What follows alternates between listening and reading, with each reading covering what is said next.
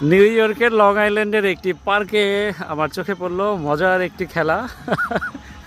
দেখছিলাম অনেক দূর থেকে এই বলটি সংগ্রহ করে নিয়ে আসা হচ্ছে, অনেক কষ্ট করে তারা নিয়ে এসেছে এবং এখন এখানে চলছে মজার এক গেম। আমি কনফার্ম যে এরা পরিবারের সদস্য। নিউ ইয়র্কে সামারে পরিবারের সদস্যরা এইভাবে আনন্দ করে, মজা করে।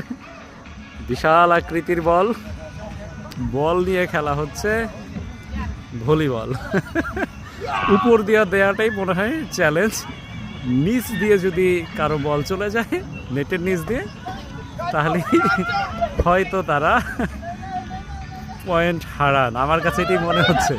এই যে নিচ দিয়ে গেলেই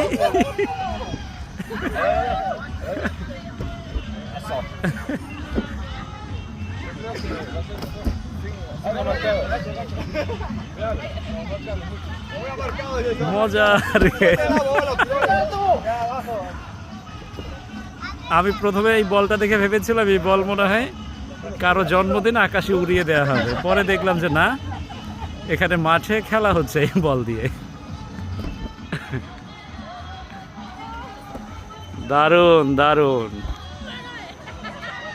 কোন পক্ষ জয়ী হবে আর কারা পরাজিত হবে এখনই বোঝা যাচ্ছে না।